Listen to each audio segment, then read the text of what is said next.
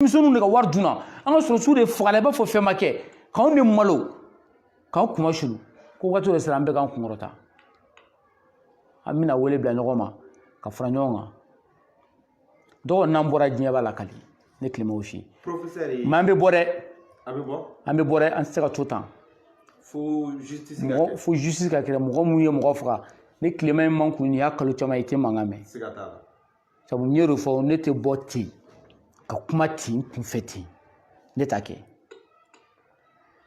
kalo wɔɔrɔ ma tɛmɛ o tɛ san kilancɛ ye an bɛ bɔ an mago bɛ minnu y'an ka mɔgɔw faga mɔgɔ bolo an bɛ fɛ k'u dɔn hali sini ni Mali faamaw minnu bɛ sisan miniti 20 n'u ko ko u bɛ fɛ k'a dɔn mɔgɔ min ye ordre d'a don mɔgɔ min falen ko o bɛ se k'a dɔn mais kalo wɔɔrɔ dama to a dossier yɛrɛ la an mago bɛ mɔgɔ fagala minnu na an mago b'an ka zone na an mago bɛ mɔgɔ fagalaw la tiɲɛ ka bange Mali kɔnɔ an bɛna wele bila maliyɛn bɛɛ ma n'an bɛ bɔ don min na k'a daminɛ Kayi fo Kidali maliyɛn yɛrɛ wolo si tɛ to so kɔnɔ don maliyɛn yɛrɛ wolo si tɛ to so kɔnɔ don an tɛ bɔ ka kɛlɛ kɛ an tɛ bɔ ka marifa ta an tɛ bɔ ka mankan ci an bɛ bɔ dɔrɔn sabu an ka hakɛ min ye an somɔgɔw minnu sara waliden minnu sara Mali kura min n'an bɛ fɛ ka jɔ n'a bɛ boli tiɲɛ kan an bɛ bɔ walasa o baara ka kɛ n'an bɛ bɔ ni maliyɛnw k'u labɛn dɔrɔn sɔnni an bɛna wele bila u ma bɛɛ ka fara ɲɔgɔn kan tiɲɛ kɔnɔ walasa maliyɛnw ka hakɛ ka segin u ma. Professeur i da turu a la aw mago b'a ka wari la o hukumu kɔnɔna la professeur yɛrɛ donna ni baara min ye o ye PCC de plateforme contre la corruption et le chômage au Mali professeur PCC yɛrɛ ka dossier kow bɛ cogo di parce que an b'a dɔn e ka baara ye mun ye Mali zonbaw bɛ yɔrɔ o yɔrɔ k'u ka dossier bɔ k'u ta k'u di pôle économique ma yali o ko bɛ cogo di i bolo bi.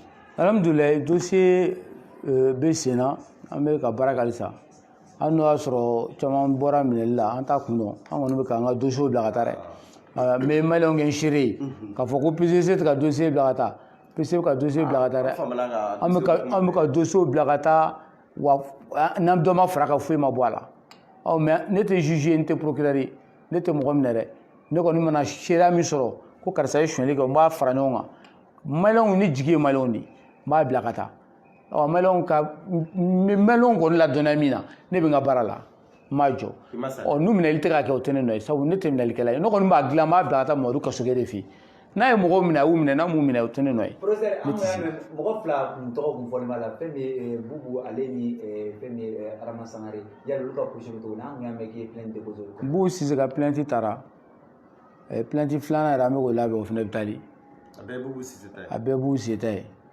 an kun ye plainte labɛn hali n'o y'a sɔrɔ n ye menace de mort dɔw sɔrɔ j'ai eu des menaces de mort ko parce que ko n ko n bɛ plainte de contre IBK mais ne tɛ plainte de contre IBK ko parce que IBK commande yɛrɛ ne bɛ plainte de contre IBK o da ka di IBK yɛrɛ la pour qu'on sache ce qu'il a fait ce qu'il n'a pas fait en quoi il est responsable il n'est pas responsable IBK ka fisa ni Musa Tarawele ye Musa ma juge an bɛɛ ɲɛna.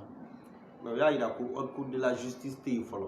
haute cour de la justice an bɛ taa di procureur ma n'a bɛ taa yɔrɔ min na ka taa bila yen n'a kan ka kɛ cogo min na o b'a kɛ ten o tuma ni mɔgɔ fagara o donc mɔgɔ bɛ se ka faga nin wagati i bɛ tɛmɛ dɔrɔn a banna ko haute cour de la justice tɛ yen. Regarde ces pays-là, comment vous voulez que ça avance? On va faire Mali ka taa ɲɛfɛ cogo di? Tuma bɛɛ n'i ko i bɛ wuli ka ko dɔ kɛ pour que ka dɔ protéger u b'a fɔ u bɛ taa fɛn dɔ f'i ye k'o tɛ yen. N'i ye ninnu faama dɔ den faga sini sɔgɔma ou bien k'u dɔ muso faga ou bien k'u dɔ sunguru ta mobili la dɔ i bɛ da la ko haute cour de la justice k'a n'a tɛ yen ko kiiri bɛ se ka kɛ. Bilahi bɔ i ka Mali faama dɔ faga ou bien k'a dɔ den faga ou bien k'a dɔ somɔgɔ dɔ faga i bɛ da la ja ko n'i ye mɔgɔ faga ko i bɛ juger ka sɔrɔ haute cour de la justice tɛ yen n'olu de bɛ juger a bɛ fɔ k'a tɛ yen tɛ fantanw ni dɛsɛbaatɔw yatimɛw ni falatɔw se tɛ minnu ye olu bɛ juger don o don nkalon kan kɔni caman bɛ juger ka t'u datugu kaso la foyi tɛ bɔ a la mais ni se de t'i ye e bɛ jugement bɛ boli kan mais ni se b'i ye a bɛ fɔ ko haute cour de la justice tɛ yen.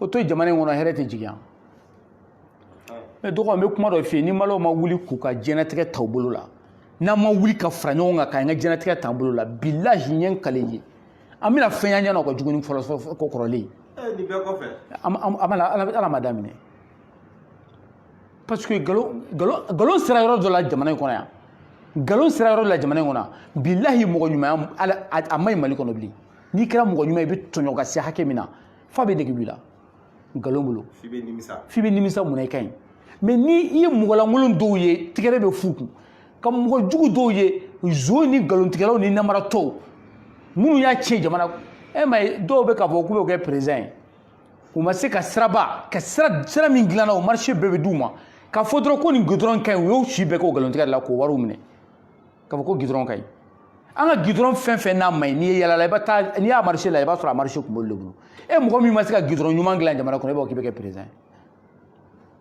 ye o bɛɛ bɛ kɛ Mali kɔnɔ yan mais hali yogoro tɛ sɔn ma mɔgɔ adamaden i kɛra cogo cogo yɛrɛdɔn bɛ yen limite dɔw bɛ yen i kan'o tɛmɛ il y a une limite dans la dignité. Moi, je défends la dignité. Quand tu as juste le minimum de dignité, tu ne tentes pas certaines choses. Tu ne tentes pas. Soit tu penses que le peuple n'a pas de dignité, ou toi-même, tu es dans l'absence totale de dignité. Soit dans mes fouilles, tu es là. Taliban Américo d'Amérique face au déona. Non, tu es. Ni ba Américo d'Amérique face au déona. Kodo be tu son ake. Cheni do be ni yake jamana kono. Ibi mango akati. Professeur, aw minnu wulila ne ye M5RFP an wulila ko i bɛ ka fanga maɲi ko i bɛ ka taa an y'a ye Ibrahim Boubacar Keïta kɔni a ka fanga taara nka bi transition b'an kunna maliyɛn fan caman ko ko ma nimisi wasa sɔrɔ dɛ dɔw yɛrɛ b'a la bi k'u nimisalen bɛ IBK kɔ k'aw yɛrɛ ka ɲi k'u ka yafa de deli IBK fɛ bon nin waati in na bɛɛ lajɛlen b'a kalama gɛlɛya bɛ kɔngɔ bɛ maliyɛnw na minɔgɔ b'u la balo dɔ bɛ ka fara bɛɛ lajɛlen d'a kan k'a daminɛ malo tulu nɔnɔ n'o ye premier nécessité a bɛɛ lajɛlen da bɛ ka gɛlɛya yali e bɛ se ka fɔ maliyɛnw ye bi pour que u jigi ka sigi dɔɔnin. Bon d'abord nin y'a question sabanan ye opposé k'an ka yafa deli IBK fɛ mais dɔgɔ n bɛ kuma dɔ f'i ye ne ye miyanka de ye ne bɛ sa ne tɛ yafa deli IBK fɛ. n kɔni b'o f'i ye i bɛ se ka t'i da ka sunɔgɔ n'i ye tilema ye k'a ye yafa deli IBK fɛ a fɔ ko diɲɛ wulila k'an bɛ diɲɛ wɛrɛ kɔnɔ o kɔrɔ k'e nin de tɛ yan.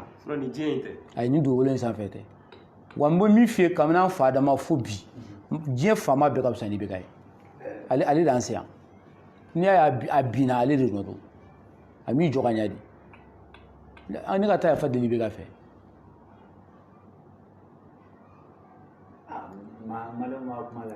Mais nous ne pouvons pas faire de la fête.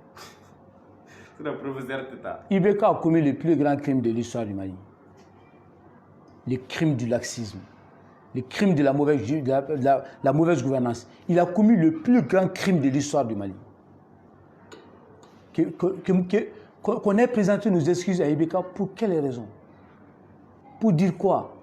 Que nous sommes trompés, on ne s'est pas trompé. Que nous avons regretté, je ne regretterai jamais ce que j'ai fait. Il faut qu'en s'en ait une mise à IBK binna. Mais transition dans la donne, mais quand le woro, eh bien, faut qu'on me nègre. Ah, ko kabini shum kari ko kabi wula da ko be donné. Wula jumɛn de ka di ni shu no shu jara ou bien shu guara.